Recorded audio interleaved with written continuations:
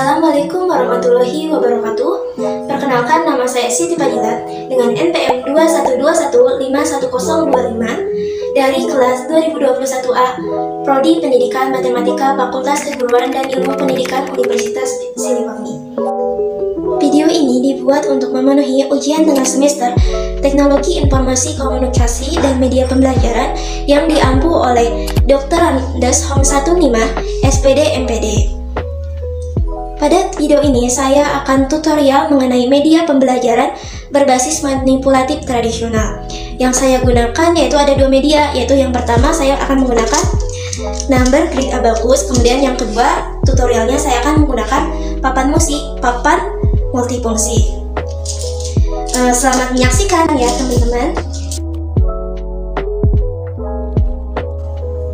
Yang pertama yaitu media pembelajaran berbasis manipulatif tradisional. Yang saya gunakan adalah number grid abacus. Inilah number grid abacus ya, bentuknya seperti ini. Number grid abacus bisa kita gunakan untuk operasi penjumlahan, pengurangan, perkalian maupun pembagian. Kita juga dapat menghitung menggunakan number grid abacus ini dari mulai satuan sampai miliaran. Nah, saya contohkan yaitu yang pertama operasi penjumlahan. Operasi penjumlahan, misalkan dalam bentuk satuan ya.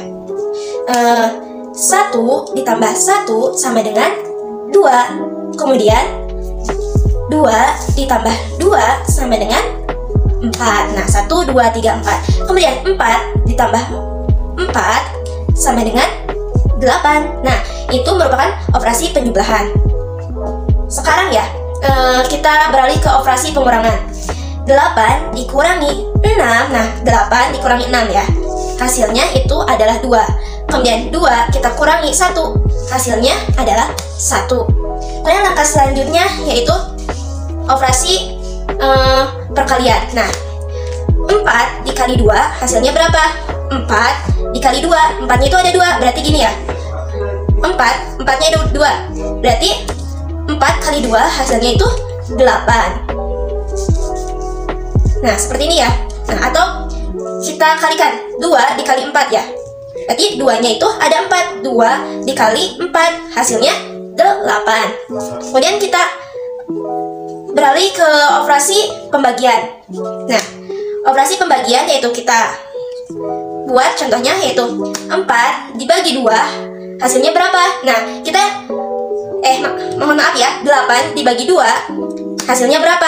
Nah, 8 kita bagi sama rata ya, dibagi 2 dengan sama rata. 8 dibagi 2 hasilnya itu adalah 4. Nah, sebelah sini 4, sebelah sini 4. Jadi 8 dibagi 2 hasilnya itu adalah 4. Kemudian 8 dibagi 4 hasilnya berapa? Hasilnya adalah 2. Jadi 8 itu kita bagi 4. Ini 2, ini 2, ini 2, ini 2. Berarti hasilnya adalah 2. Atau 2 kali 4 hasilnya adalah 8. Kemudian yang selanjutnya number grid abacus ini bisa menghitung dari nilai satuan sampai miliaran. Nah, ini tuh kita contoh. Yang pinknya itu adalah satuan ya. Yang kuningnya itu adalah puluhan. Jadi gini. Nah, ini tuh nilainya tuh adalah 12. Kita contohkan. 12 ditambah 12 hasilnya berapa? Nah, ini hasilnya adalah 24. Karena ini nilainya ada puluhan, kemudian yang ini adalah satuan, jadi 24. Kemudian selanjutnya nah, ini satuan, ini puluhan, ini ratusan. Jadi kita baca 124. Kemudian yang ini nilainya adalah ribuan. Kemudian selanjutnya ini puluhan ribu, ini ratusan, ini ratusan ribu, ini 1 juta, ini puluhan juta, ini ratusan juta. Kemudian yang terakhir adalah 1 miliar. Selanjutnya, tutorial yang kedua yaitu tutorial media pembelajaran berbasis manipulatif tradisional yang berbasis papan multifungsi atau kita singkat papan multifungsi untuk menentukan KPK dan EPB. Nah, untuk yang pertama kita menentukan KPK terlebih dahulu atau kelipatan persekutuan terkecil. Nah, di sini konsepnya yaitu saya mempunyai 2 jarum, maksudnya 2 paku ya. Paku pin berwarna merah muda atau kita sebut pink, dan yang kedua paku pin berwarna kuning. Nah, yang pertama itu untuk KPK. Nah, misalkan contoh soalnya itu tentukan KPK dari 3 dan 5. Nah, kita tempelkan konsepnya itu kita tempelkan paku pin yang warna merah muda ini ke kelipatan yang kelipatannya itu 3, kemudian paku pin warna kuning ini ke kelipatan yang 5. Nah, lanjut. Kita untuk kelipatan 3 dulu. Warna merah muda ya. Kelipatan 3 berarti 3, 6, 9, 12, 15. Oh, mohon maaf, ini warna kuning. 15, 18, 21, 24, 27, 30, dan seterusnya kelipatan 3. Kemudian kita menempelkan paku pin warna kuning untuk kelipatan 5. Nah, kita tempelkan ya paku pin warna kuning 5, 10,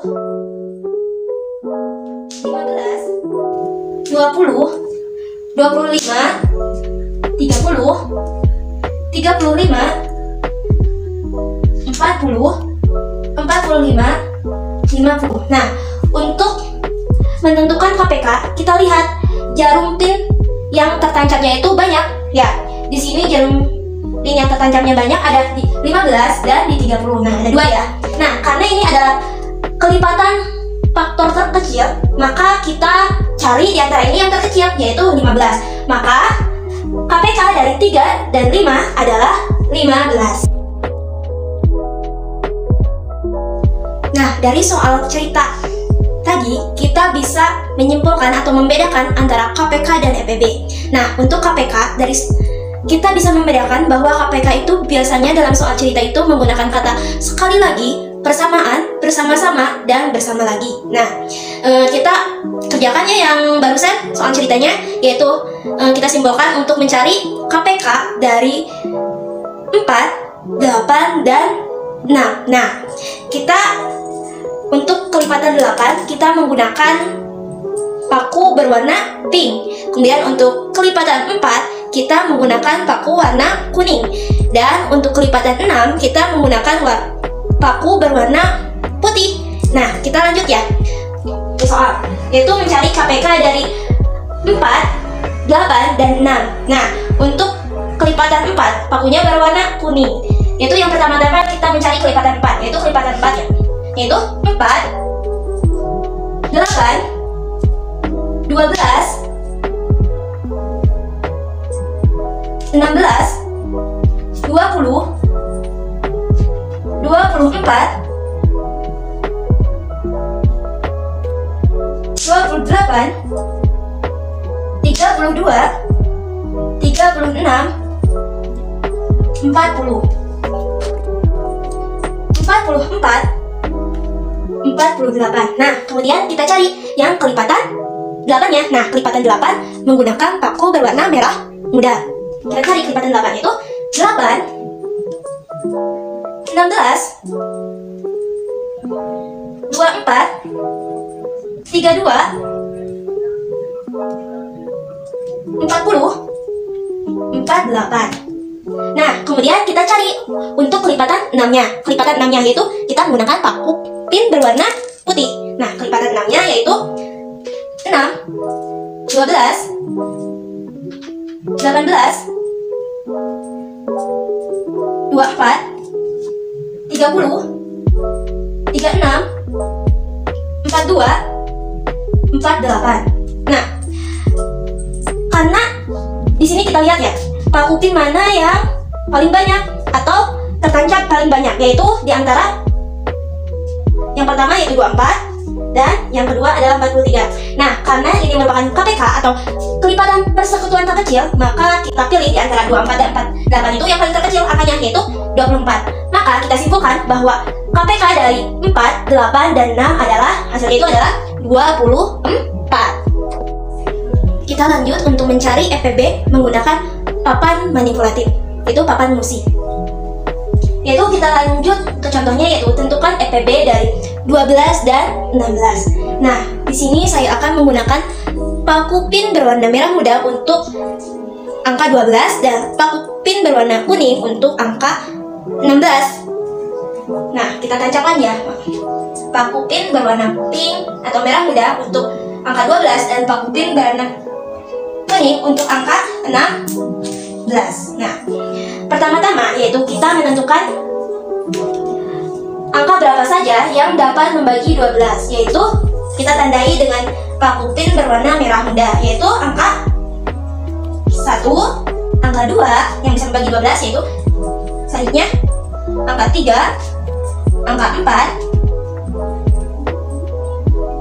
angka 6, dan angka 12 itu sendiri. Kemudian lanjut ke yang angka 16 menggunakan jarum pin berwarna kuning. Nah, 16 bisa dibagi angka berapa saja, yaitu 1, angka 2, angka 4, angka 8, dan bilangan itu sendiri.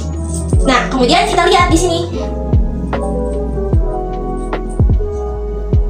paku pin yang paling banyak tertancap yaitu ada di angka 1, 2, dan 4. Nah, karena berhubung ini adalah EPB atau faktor persekutuan terbesar, maka kita cari di antara bilangan ini yang nilainya lebih besar, yaitu angka 4. Maka kita dapat bahwa EPB dari 12 dan 16 adalah hasilnya adalah 4.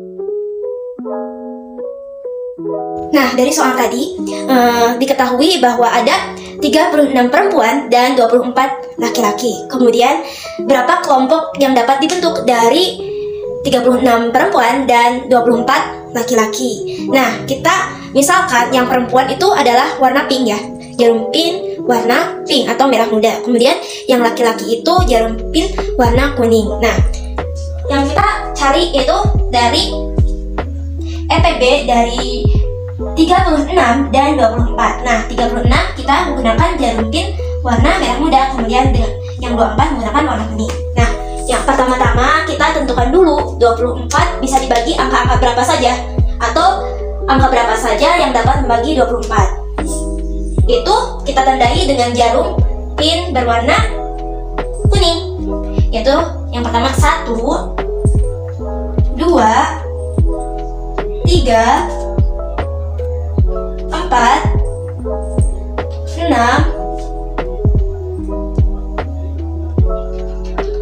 8, 12, dan angka itu sendiri yaitu 24. Kemudian untuk yang dapat membagi 36 atau angka berapa yang bisa membagi 36, kita tandai dengan warna merah muda, yaitu angka 1, angka 2, angka 3, angka 4, 6, 9, maaf ini warnanya 9, 12, 18, dan angka itu sendiri. Nah, kita lihat jarum pin yang paling banyak tertancap pada angka berapa saja, yaitu pada angka 1, 2, 3, 4, 6, dan 12. Karena berhubung ini adalah EPB, faktor persekutuan terbesar, maka kita cari angka yang terbesar, yaitu kita dapat yaitu 12. Maka kelompok paling banyak dapat terbentuknya yaitu 12 kelompok. Mungkin sekian video tutorial yang dapat saya sampaikan. Mohon maaf apabila ada kekurangan. Wassalamualaikum warahmatullahi wabarakatuh.